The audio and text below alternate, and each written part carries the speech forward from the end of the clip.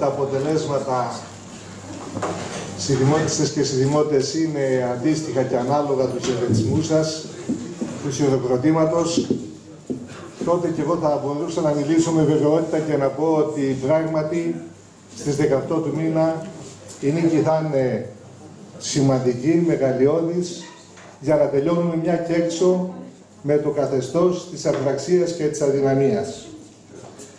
Προτού ξεκινήσω να εκθέσω τις προτάσεις και τις απόψεις μας, θα ήθελα να ευχαριστήσω, όπως συνηθίζουμε να κάνουμε παντού, τους δημοτικούς και τοπικούς συμβούλους που το 2010 μας είχαν συμπαρασταθεί. Εδώ που το χρεδιώσες ήταν ο Τσαούσογλου Βαγγέλης, ο οποίος μας αφήνει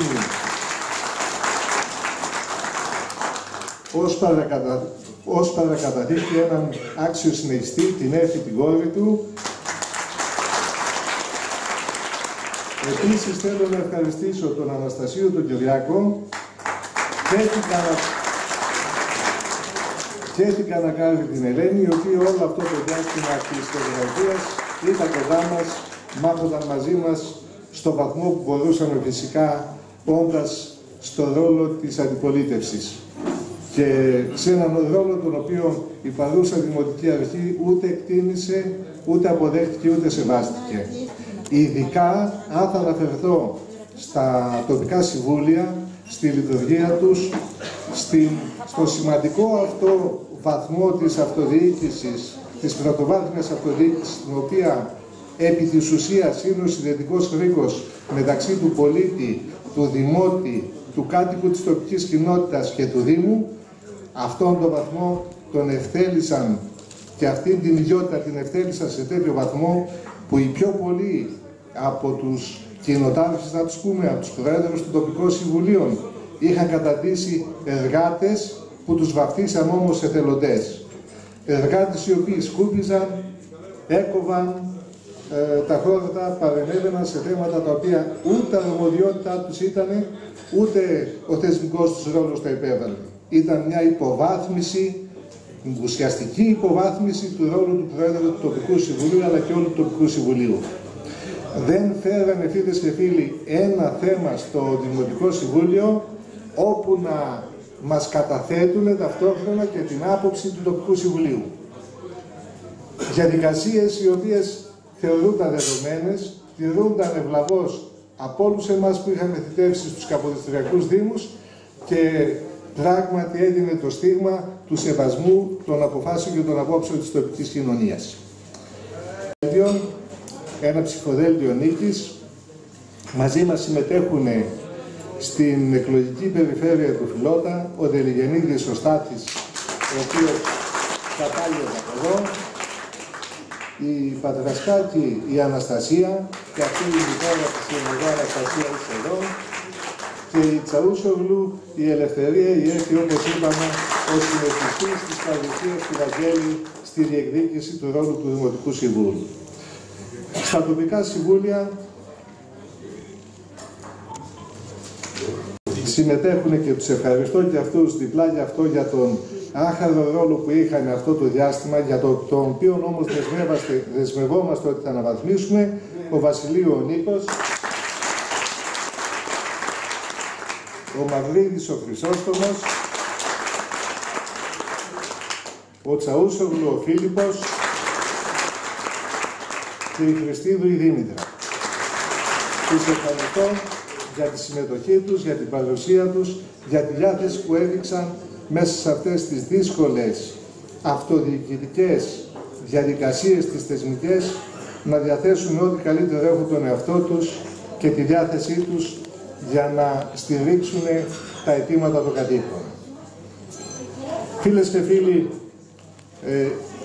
δίχως καμία αμφιβολία για αυτό που λέω, δίχως καμία αναστολή, δηλώνω ότι αυτές οι εκλογές οι φετινές, οι αυτοδιοικητικές, είναι οι πιο κρίσιμες εκλογές για την προοπτική του Δήμου μας, του τόπου που γεννηθήκαμε, που ζούμε, που μεγαλώσαμε και πιστεύουμε ότι εδώ θα ζήσουν και τα παιδιά μας και τα εγγόνια μας. Αποφασίσαμε και συγκροτήσαμε ένα συνδυασμό, του οποίου τίτλος, το όνομα, είναι με συνέπεια και στο αύριο, όπου περιέχει στελέχη νέα, με φρέσκες καινοτόμες ιδέες και στελέχη παλιά και έμπειρα δοκιμασμένα. Σας καλούμε λοιπόν μαζί με αυτά τα στελέχη σε μία συστράτευση για να βάλουμε ένα φραγμό στην ερήμωση και τη στασιμότητα στην οποία καθήλωσε το Δήμο μας ο απερχόμενος Δήμαρχος Αμυντέου. Έργα παρά τις πολύ μεγάλες ανάγκες που υπήρχαν στην κοινότητα. Δεν είσαστε οι μόνοι που έχετε μείνει σε κατάληψη. Η πόλη του Αμυντέου την επισκέπτεστε συχνά, βλέπετε ότι φτύνει συνέχεια. Οι δημόσιες υπηρεσίες, άλλες εκδιώχτηκαν εξώδικα όπως το είπα, άλλες, να το πούμε λαϊκά, μετανάστευσαν. Το στρατόπεδο κάθε μέρα μειώνει το αριθμός του, κλείνει, η εξυπηρέτηση των πολιτών έτσι έφτασε στο σημείο να είναι εντελώς ανύπαρκτη. Τι έκανες αυτή την αυτοδιοικητική περίοδο? Αν θα τους πείτε, αν θα τους βάλετε το ερώτημα για το τι έκανα, θα διαφωνήσουν με αυτά που εμείς εκτιμάμε. Θα πούνε ότι τα έχουν όλα καλά. Φυσικά η απάντησή μας είναι ότι ζούμε σε μια εικονική πραγματικότητα και ότι η επίκληση οποιοδήποτε ενεργειών τους φαίνεται και αποδεικνύεται περίτρανα ότι δεν είναι πραγματική, δεν είναι αληθινή. Πώς προσπάθησαν αυτό το έλλειμμα να το καλύψουν? Προσπάθησαν να το καλύψουν μέσα από μια συνεχή επικοινωνιακή προπαγάνδα, διανέμοντας αυτό το περίφημο έντυπο δημοτικά δρόμενα σε μια κοινωνία των 7-8 νοικοκυριών να εκδίδεις 15.000 έντυπα, 15.000 τέτοια εντύπων. Καταλαβαίνετε ότι όχι μόνο σπατάλη είναι, αλλά και μια προσπάθεια τροφοδοσίας του καθενός μας. Τόσοι είμαστε οι κάτοικοι, δεν ψηφίζουμε τόσοι, δεν ψηφίζουμε 15.000, στο καθένα μας να αναλογεί από ένα έντυπο. Φανταστείτε τη σπατάλη και τη συλλογιστική, τη λογική αυτών των ανθρώπων.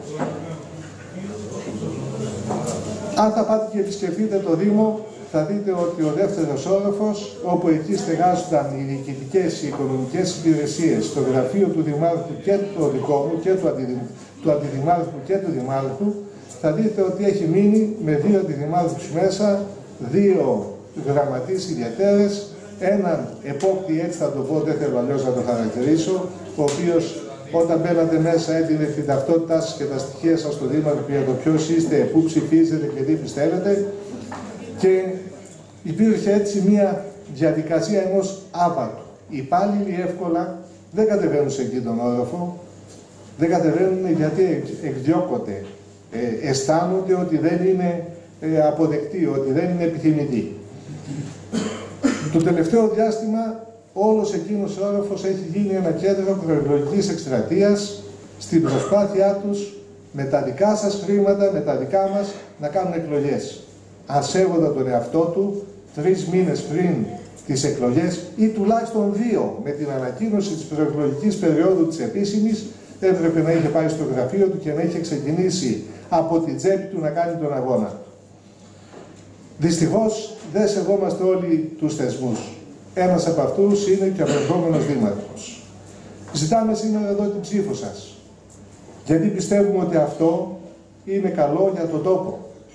Ότι πρέπει τέλος πάντων να λήξει αυτή η περίοδος, όπως είπαμε, όπου στα δρόμενα του Δήμου θα δείτε ότι υπάρχει ένα μεγάλο μηδενικό.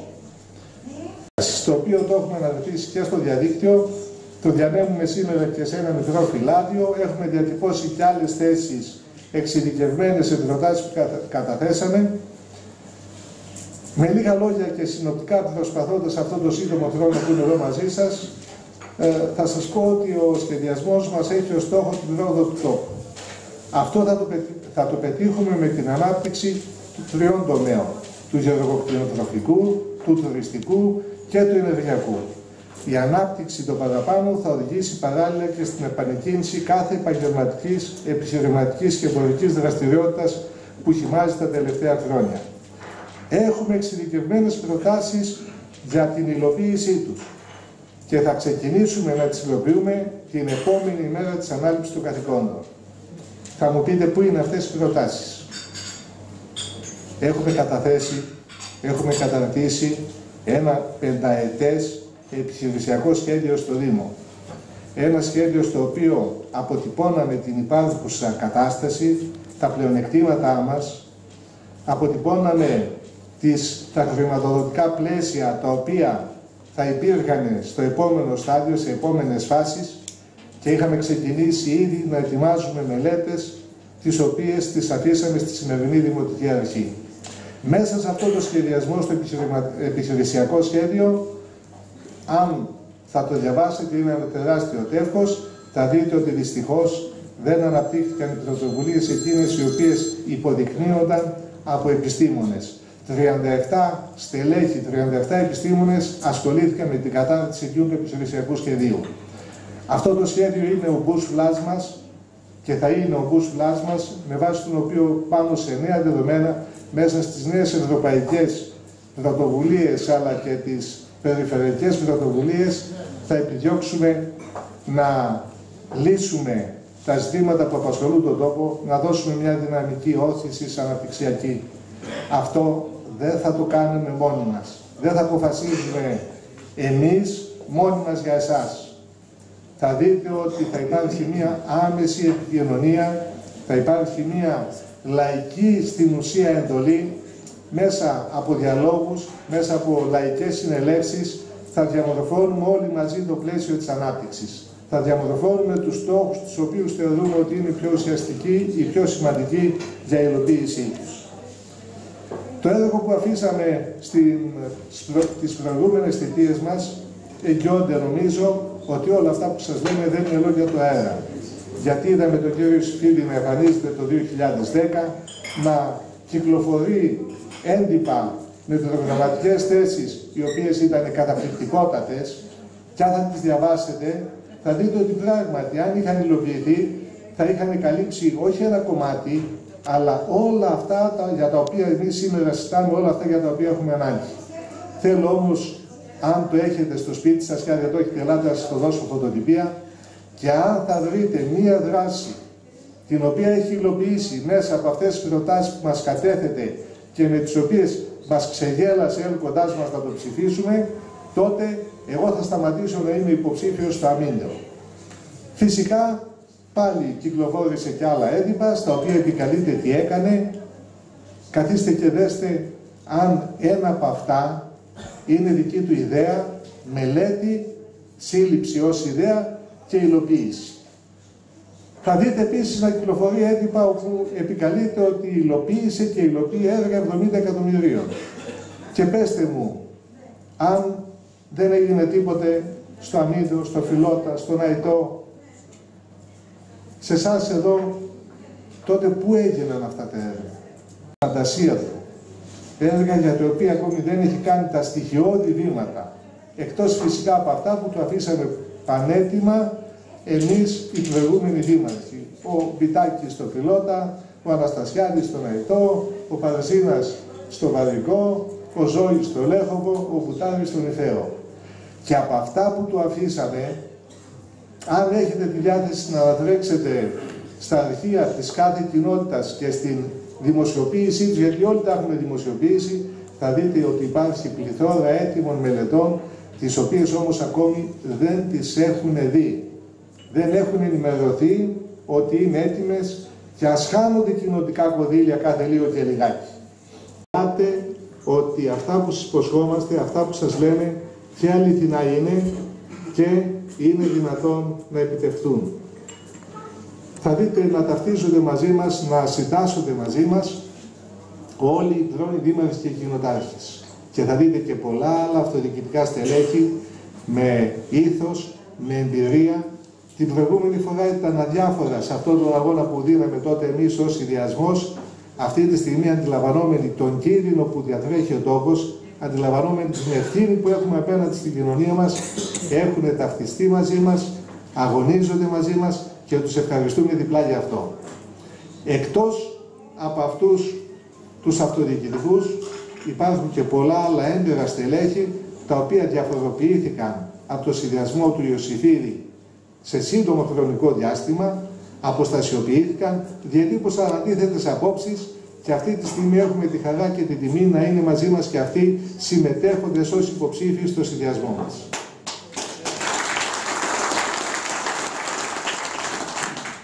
Αν τον ακούσατε, δεν ξέρω αν πέρασε από εδώ, τους κατηγορεί όλους, τους βρίζει όλους. Λέει ότι τους έδιωξε. Αυτό επικαλείται, ότι τους έδιωξε.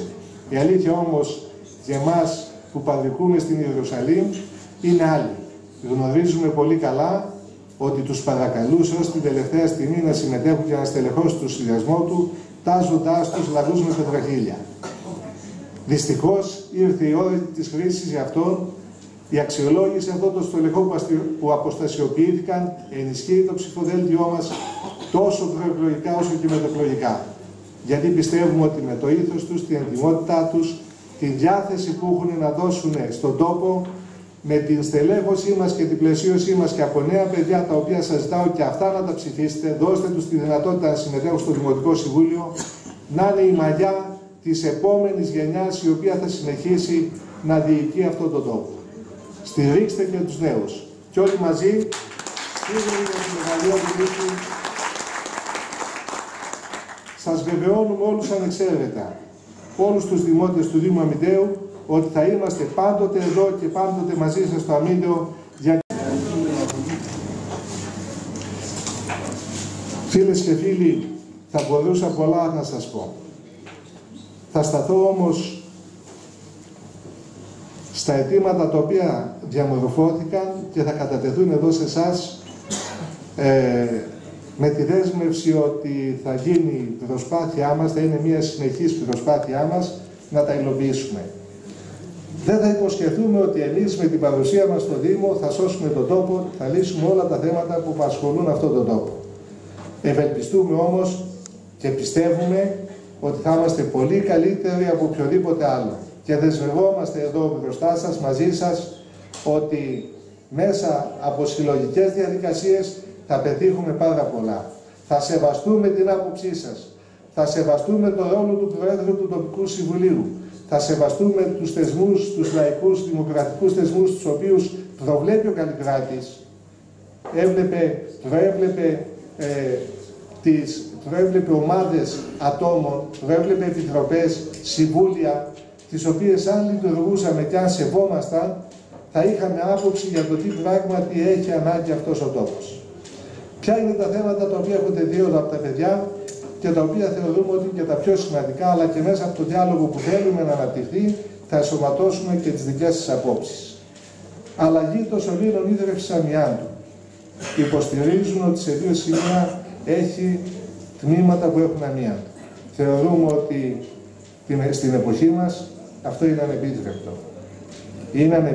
Είναι ανεπίτρεπτο και θα είναι το πρώτο από τα έργα τα οποία θα δρομολογήσουμε. Επίσης, μέσα στην εσωτερική οδοπία ζητάνε ασφαλτόστρωση των κοινοτικών δρόμων. Διαμόρφωση και αξιοποίηση του χώρου του Προφήτη Ηλία. Σιγά σιγά ο σύλλογος εκεί, ο Φίλιππας, οι τοπικές κοινότητες εδώ έχουν βάλει το λιθαράκι τους. Είναι ένας πανέμορφος τόπος όπου εκεί μπορούν να γίνονται και μπορούν να γίνουν πάρα πολλές εκδηλώσεις. Χρειάζεται λίγο ακόμη όθηση, μία συμπλήρωση ακόμη εκείνη την περιοχή. Πρέπει να εγκατασταθούν κάποια ακόμη στέγαστρα, να γίνουν κάποιες ακόμη υποδομές, οι οποίες θα του δώσουμε και μία άλλη διάσταση και μία άλλη μορφή. Η συντήρηση του γηπέδου 5x5. Κατασκευάζονται και δεν εγκαταλείπονται στη τύχη τους. Επισκεφτείτε τα 2 γήπεδα 5x5 που έχουμε στα βίντεο και θα δείτε σε τι εγκατάλειψη έχουν μείνει και εκείνα. Τα έχει ανάγκη η νεολαία, νομίζω ότι είναι ένας σύγχρονος τρόπος άθλησης και προετοιμασίας για τα παιδιά να έχουν με τι να ασχοληθούν. 1.440 χιλιόμετρα οδοποιίας υποστηρίζουμε ότι έχουν κάνει στο Δήμο μας. Και εδώ από ό,τι έμαθα, 2 χιλιόμετρα αν είναι η οδοποιία η αγροτική που έγινε. 26 δήμοι από 2 χιλιόμετρα, γιατί αυτό ακούω παντού, 52. Πού πήγαν τα υπόλοιπα 1.400? 1.440 χιλιόμετρα πας στην Αθήνα, γυρνάς και ξαναπάς. Και θα το πω και εδώ, θα το στείλουμε να πάει στην Αθήνα, τον Ιωσήφιδη να γυρίσει, αλλά όταν θα ξαναπάει θα μείνει εκεί, γιατί δεν θα έχει μέχρι να γυρίσει. Να κάτσε εκεί, καλά είναι. Καλά ήταν να... Όχι στον επεγμό. Όχι στον επεγμό. Δηλαδή και τα ψέματα έχουν το όριό τους. Τα παιδιά εδώ μου υποδείξαν ότι είναι αναγκαία η ασφαλτόστρωση του δρόμου προς τον Αντίγονο. Και νομίζω ότι είναι αντιληπτό σε όλους μας. Ολοκλήρωση του αντιπλημμυρικού αγωγού, ο οποίος έχει κατασκευαστεί. Υπάρχει μέχρι έξω από το χωριό και πρέπει να συνεχιστεί ως το ποτάμι. Η συντήρηση του ποταμού Σουλού στις παρείες του οποίου μου είπαν πρέπει να γίνουν αντιπλημμυρικά έργα γιατί πλημμυρίζει, και αυτό εκτιμάμε ότι είναι κάτι πολύ σημαντικό, το οποίο όμως θα πρέπει να το δούμε με τη διεύθυνση εγγύου βελτιώσεων, γιατί στη οποιαδήποτε παρέμβαση και επέμβαση στις κοίτες των ποταμών περνάει μέσα από την περιφερειακή αυτοδιοίκηση, όπου εκεί μπορούμε μέσα από μια καλή συνεργασία που αναπτύσσουμε με όλους τους αυτοδιοικητικούς φορείς και βαθμούς να συντάξουμε εμείς τη μελέτη και να ζητήσουμε την υλοποίηση από μέρους τους. Είναι κάτι που γίνεται, έχει γίνει και μπορεί να γίνει. Επαναλειτουργία του γυμναστηρίου στο υπόγειο χώρο της κοινότητας. Υπάρχει, αλλά το έκλεισε ο κ. Ιωσήφιδης. Τοποθέτηση σταθερών ορόσημων σε 5 σημεία στον κάμπο για να μπορούν να προσδιορίζονται και να εντοπίζονται οι ιδιοκτησίες. Οι δύο τους είναι και αυτό μια απαραίτητη προϋπόθεση. Στο αμύντεο πενευόμαστε ότι έχουμε πετύχει και επεξεργαζόμαστε το 85% των λιμάτων. Δεν είναι μικρό ποσοστό, γιατί αν σκεφτείτε και στην Κοζάνη και στην Πτολεμαΐδα, ακόμη και σε πολύ μεγάλες αστικές πόλεις, δεν έχουν πετύχει αυτό το βαθμό. Η προηγούμενη Δημοτική Αρχή, ο Άνθιμος ο Πιτάκης, αντιλαμβανόμενος την αξία με το Δημοτικό του Συμβούλιο, αντιλαμβανόμενος την αξία και την ουσία αυτού του θέματος, συνέταξε μελέτες. Δεν πρόλαβε να τις πληρώσει. Και ως σήμερα, παρά το ότι υπάρχουν δεσμευμένα 21 εκατομμύρια ευρώ στην περιφέρεια για την προστασία του ποταμού Σουλού, τα υπόλοιπα 29-30 θα διατεθούν για τη λεκάνη της Εορδαίας, για τη λεκάνη της Πτολεμαΐδος. Δυστυχώς δεν πληρώθηκαν από ένα πείσμα και το έργο είναι ακόμη σε διαδικασία προένταξης.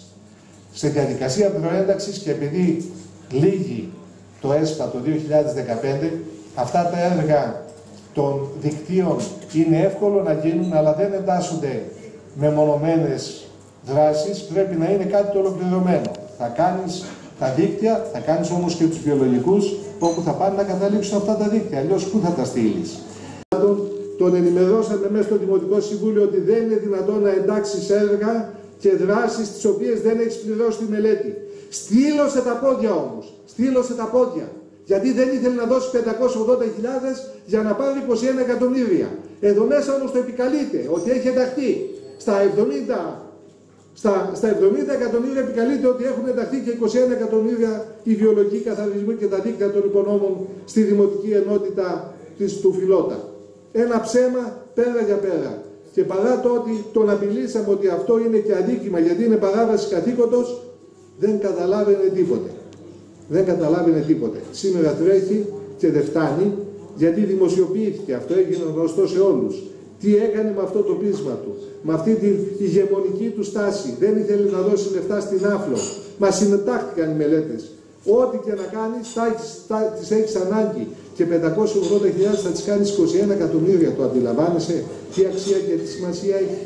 Πώς θα προστατέψουμε τη Βεγορίτιδα, πώς θα προστατέψουμε το Σουλού, πώς θα προστατέψουμε τον υδροφόρο μας ορίζοντα, αν δεν επεξεργαζόμαστε τα λίματά μας. Στο φιλότιμο και πολλές φορές στην άγνοια του ρόλου που έχει ένας πρόεδρος τοπικού συμβουλίου. Το είπα στην αρχή και θα το ξαναπώ. Για μας ο πρόεδρος είναι ο πρώτος μεταξύ ίσως στην τοπική κοινότητα. Αυτός που θα πρέπει να ακούει τον κάθε πολίτη, να τον βλέπει ισότιμα, να τον αντιμετωπίζει ισότιμα, να μεταφέρει στην κοινότητα τα προβλήματα και τις προτεραιότητες και να είναι κοντά στον Δήμο και κοντά στον πολίτη. Δεν υποκαθιστά κανέναν εργάτη καθαριότητας ή κανέναν κυπουρό. Είναι υποβάθμιση του ρόλου του, υποβάθμιση του θεσμού του. Δεν θα τους επιτρέψουμε να φερθούν έτσι. Έχουν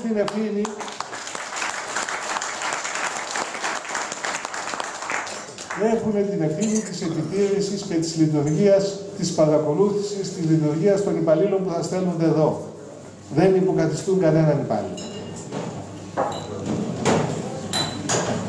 Φίλες και φίλοι, λέγοντας ότι κανένα έργο στον πελαργό δεν έγινε, αυτό θα το δείτε και μέσα από τα έντυπά τους και μέσα από τα δημοτικά δρόμενα, ότι για την αγροτική οδοποιία σας όλα αυτά που διατείνονται μέσα από έντυπα που εσείς πληρώνετε είναι ψέματα. Θέλω να κλείσω εδώ, περιμένοντας τις ερωτήσεις και τις τοποθετήσεις σας, τις οποίες είμαστε διαθέσιμοι να απαντήσουμε. Και δεν θέλουμε να μας χαϊδέψετε τα αυτιά, ό,τι σας απασχολεί, ό,τι σας προβληματίζει, για ό,τι διαφωνείτε ή δεν πείθεστε από αυτά που σας είπαμε, είμαστε εδώ για να σας δώσουμε την απάντηση.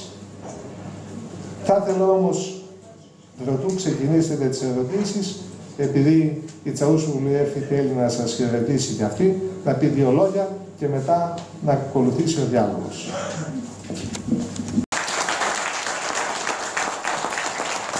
Οι περισσότεροι από εσάς με γνωρίζετε, είμαι η Τσαούσου Ελευθερία.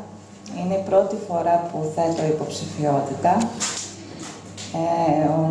Ένας από τους λόγους που με όθησε σε αυτή μου την απόφαση ήταν η διάθεσή μου για συνεισφορά σε αυτόν τον τόπο στον οποίο ζω, αγαπώ και που αύριο μεθαύριο θα μεγαλώσουν και τα δικά μου παιδιά. Και ο δεύτερος λόγος είναι γιατί θεωρώ πως η τοπική αυτοδιοίκηση πρέπει να είναι σημαντικό μέλημα όλων μας. Θα ήθελα να ευχαριστήσω τον κύριο Κώστα Θεοδωρίδη που μου δίνει την ευκαιρία να συμμετέχω στο ψηφοδέλτιό του και ταυτόχρονα μου δίνει την ευκαιρία να αγωνιστώ μαζί σας για ένα καλύτερο αύριο. Ευχαριστώ πολύ.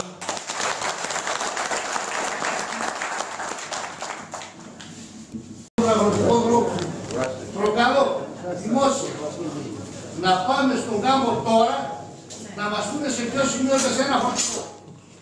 Και προσέξτε, οι παρεμβάσεις στην αγροτική οδοποιία του παραγωγού έχουν το λιγότερο δυνατό κόστος, δεδομένου ότι έχουμε χαλίτη και βάρη της ποιότητας για μηχανικό κόστος της αγροτικής. Λοιπόν, αυτά τα προκαλώ σε δημόσια συζήτηση και θέλω δημόσιες απαντήσεις. Όχι από σας προφανώς, τα ερωτήματα έχουν στόχο. Ταυτόχρονα, έχει γεμίσει το χωριό με κάτι μαρμάρικες πλάκες, όπου επέρεται ο πρόεδρος, δεν ξέρω εσείς θα μου πείτε αν είναι αλήθεια, και έχω απέτηση από εσάς που θητεύετε στην αντιπολίτευση να το ψάξετε και να δώσετε απαντήσεις, γιατί η σιωπή πολλές φορές είναι συνενοχή, εάν λέει την αλήθεια ότι αυτά όλα γίνανε με δικές του δαπάνες. Αν λέει αλήθεια, να του αποδώσουμε τα εύσημα. Αν όμως είναι προβοκατόρικο αυτό που λέει, αντιλαμβάνεστε που πάει το πράγμα. Είστε μείζον αντιπολίτευση, προκαλώ και παρακαλώ αυτό το πράγμα να απαντηθεί πριν τις εκλογές, έστω και μήνα 3 μέρες. Ένα δημόσιο. Έχει σημασία αυτό το πράγμα. Ταυτόχρονα, θα πω σε ένα πολύ λεπτό ζήτημα, συγχωρήστε μου, το θεωρώ κορυφαίο όμως, γιατί άπτεται ανθρώπινης αξιοπρέπειας, επέρονται κάτι για το κοινωνικό παντοπολείο και το ρόλο του. Τέθηκε κάποτε επίσημα στο Δημοτικό Συμβούλιο, με ποιον τρόπο, με ποια κριτήρια γίνεται το μοίρασμα των τροφίμων σε οικογένειες και σε μια οικογένεια που όλοι ξέρουμε στον πελαργό, δεν θέλω να πω όνομα, δεν πρέπει, που έχει τεράστια οικονομικά και κοινωνικά προβλήματα, μονογονεϊκή οικογένεια, με τεράστια προβλήματα, όλοι καταλαβαίνουμε που αναφερόμαστε. Η απάντηση επίσημα από το Δήμο ήταν ότι πρόκειται περί πλούσιας οικογένειας. Και ξέρετε τι εννοούσαν πλούσια οικογένεια? Τα προνοιακά επιδόματα, αλλά το κριτήριο βέβαια ήταν ψυχοφόνητος. Θέλω να ψαχτεί παρακαλώ πολύ. Με ποια κριτήρια, από ποιους ανθρώπους, με ποιους όρους γίνονται αυτές οι διαμοιράσεις των υλικών αυτών. Γιατί έχω να καταγγείλω και φαίνεται επώνυμα, αλλά δεν είναι της ώρας, ότι πολλές οικογένειες, αρκετές μάλλον, οι οποίες με κανένα κοινωνικό κριτήριο δεν οφείλαν να πάρουν τέτοια πράγματα, τα παίρνανε. Και ήταν εντυπωσιακό και το τι τα μοιράζανε, ξέρετε. Θεωρώ ότι στα δύο τελευταία ζητήματα, που είναι το ζήτημα του κοινωνικού παντοπολίου και της διαμοίρασης τροφίμων και υλικών και το ζήτημα των μαρμάρινων πλακών με δικά μου έξοδα, χρήουν άμεσης απάντησης. Το πρόβλημα στον πελαργό το μεγαλύτερο είναι η ανεργία. Σήμερα για να πιάσει κάποιος δουλειά στο πελαργό, να δουλέψει ένα δίμηνο, θα πρέπει να γίνει εξονυχιστικός έλεγχος σε όλα τα στοιχεία του.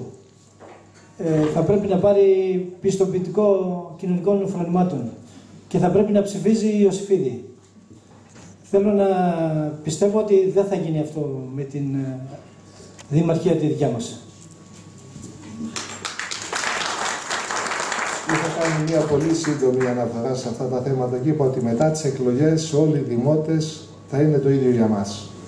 Και νομίζω ότι από τη στιγμή που ισχύει το ΑΣΕΠ, έτσι, και υπάρχει ένας τρόπος αξιολόγησης, τον οποίο άλλοτε αποδεχόμαστε και άλλοτε όχι, θα είναι ανέντιμο αυτήν τη δυνατότητα του Διμήνου να την εκτιμάς με αυτόν τον τρόπο. Αρχαιολογικών ανασκαφών, το οποίο έχει γίνει ένα αντικείμενο μεγάλης εκμετάλλευσης από τον απερχόμενο δήμαρχο. Είναι η μόνη του ελπίδα.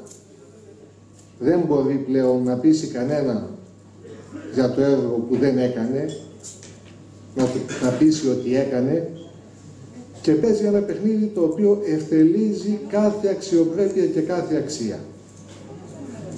Εμείς συμφωνούμε με την ανακοίνωση που έβγαλε το Σωματείο Εργαζομένων στις αρχαιολογικές ανασκαφές, όπου τι λέει το Σωματείο? Θέλουμε, λέει, διάφανα αντικειμενικά κριτήρια για τις προσλήψεις, όπου το ουσιαστικό στοιχείο θα είναι η εντοπιότητα. Τι σημαίνει εντοπιότητα? Ότι όσοι από το Λεκανοπέδιο Αμυντέου ζητάνε να δουλέψουν, μπορούν να πάνε να δουλέψουν άσχετα με το αν είναι γυναίκες ή αν είναι άνδρες. Επίσης, σημαίνει ότι από μια απομακρυσμένη περιοχή, από τις Πρέσπες ας πούμε, δεν θα έρθει κάποιος να δουλέψει αξιοποιώντας την εντοπιότητα, γιατί η απόσταση είναι μεγάλη και δεν θα το σφέρει. Τι έλεγε η ανακοίνωση επίσης? Ότι θέλουμε αμοιβές οι οποίες θα είναι αξιοπρεπείς, να είναι αμοιβές που δίνει η ελληνική πολιτεία και όχι οι μνημονιακές αμοιβές που δίνει ο κάθε εργολάβος. Πότε ξεκίνησε και βγήκε η μόδα των εργολάβων στις ανασκαφές? Πουθενά στην Ελλάδα δεν γίνονται αρχαιολογικές ανασκαφές με εργολάβους. Εδώ ξεκίνησε η μόδα. Και πότε ξεκίνησε? Όταν ο Ιωσήφιδης έγινε δήμαρχος Αμυντέου, έγινε και πρόεδρος του Δικτύου Ενεργειακών Δήμων και του ανέθεσαν. Δεν έγινε διαγωνισμός, γιατί όταν μιλάμε για εργολαβίες, μιλάμε για διαγωνισμούς. Του ανέθεσαν με 5 εκατομμύρια ευρώ να ξεκινήσει να κάνει τις αρχαιολογικές ανασκαφές. Με ψηφίζεις, σε παίρνω. Δεν με ψηφίζεις, δεν σε παίρνω. Έκτοτε βγήκαν άλλοι 2 διαγωνισμοί. Αλλά μέσα από την πίεση των υπολείπων δεν γινόταν να του ξανακάνουν αναθέσεις, γίνανε διαγωνισμοί. Στον ένα δεν συμμετείχε και στον άλλον ήταν ο τελευταίος, είχε την πιο μεγάλη τιμή, γιατί είχε καλομάθει με την ανάθεση που του είχε γίνει. Έτσι ξεκίνησαν να γίνονται οι ανασκαφές. Ανέλαβε σήμερα το Υπουργείο Πολιτισμού και έχει αναπτύξει 2 τομείς στους οποίους δουλεύουν περίπου 1.200 άτομα, και αυτά τα άτομα περίπου το 50% είναι γυναίκες. Σε αυτούς τους τομείς θα συνεχίσει το Υπουργείο Πολιτισμού να κάνει τις ανασκαφές, πιέζοντας, επεδίωξε στις 7 του μήνα να γίνει διαγωνισμός για να δημιουργήσει προσδοκίες στον κόσμο και στους νέους και να τους ξεγελάσει.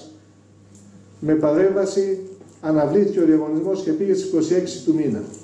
Τα τεύχη που έχουν πάρει οι εργολάβοι που ενδιαφέρονται είναι 14 μεγάλες εταιρείες, που σημαίνει ότι ο ανταγωνισμός θα είναι έντονος, και έχοντας την εμπειρία των 2 παλαιότερων, κατ' εμάς δεν θα πάρει ευθώς του διαγωνισμό, γιατί δεν μπορεί να είναι ανταγωνιστικός.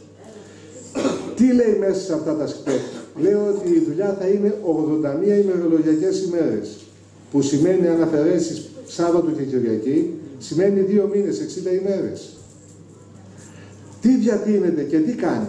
Τηλεφωνάει ασταμάτητα, γιατί έχει τα ονόματα των παιδιών που δούλεψαν στις ανασκαφές και τους υπόσχεται 18 μήνες συμβάσεις, τους βάζει να κάνουν αιτήσεις, τους βάζει να υπογράφουν υποτιθέμενες συμβάσεις για ένα διαγωνισμό που δεν έγινε, που δεν ξέρει αν θα το πάρει, και για ένα διαγωνισμό που δεν είναι 18 μήνες αλλά 2 μήνες.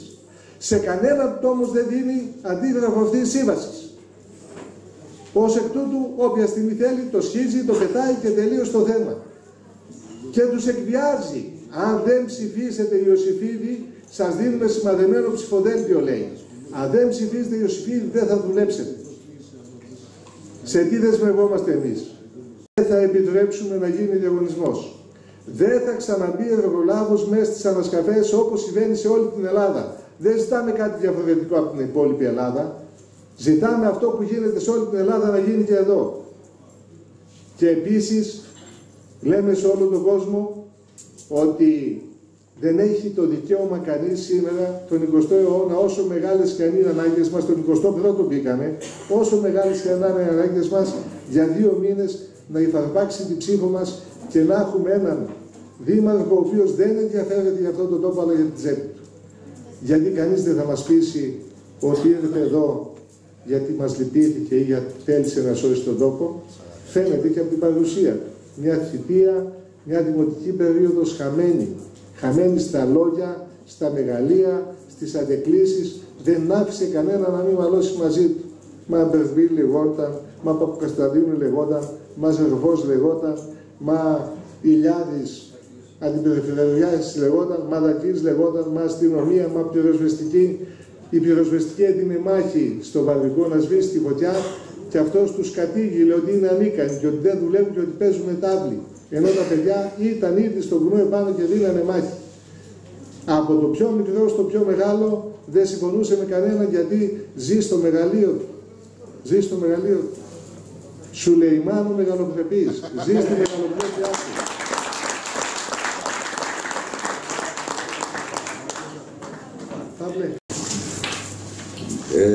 Υπάρχει ένα ρητό που λέει ουδής ασφαλέστερος εχθρός εκ του ευεργετηθέντος. Στις 6 Ιανουαρίου με κάλεσε ο Δήμαρχος στο γραφείο του στο Δήμο για να με πείσει με διάφορους τρόπους να κατέβω μαζί του στο ψηφοδέλτιό του. Με είπε ότι πρέπει να μπω αντιδήμαρχος πάλι την τελευταία χρονιά, να κάνουμε δουλειές. Εγώ του είπα ότι ο Δήμος δεν πηγαίνει καλά. Πρέπει να κατέβω αντιδήμαρχος και να κατέβω στο ψηφοδέλτιό του. Αρνήθηκα πάλι. Τα λέω όλα αυτά εδώ στους χωριανούς και τους κοιτάω στο πρόσωπο γιατί λέω ότι μας έδιωξε. Φύγαμε και δεν πρόκειται να γυρίσουμε πίσω. Όχι τώρα.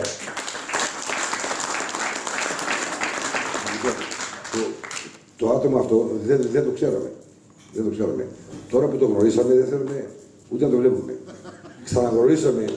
Ξαναγνωρίσαμε τον Κώστα τον Θεοδωρίδη στο 20ήμερο που ετοιμάζαμε το συνδυασμό. Είδα άτομα που είναι κοντά του, 10-20 χρόνια μαζί του. Δεν άκουσα ούτε να βρίζει, δεν άκουσα να μιλάει άσχημα, να εκνευρίζεται. Άκουσα πολλά όμως από τον Δήμαρχο. Σας ευχαριστώ.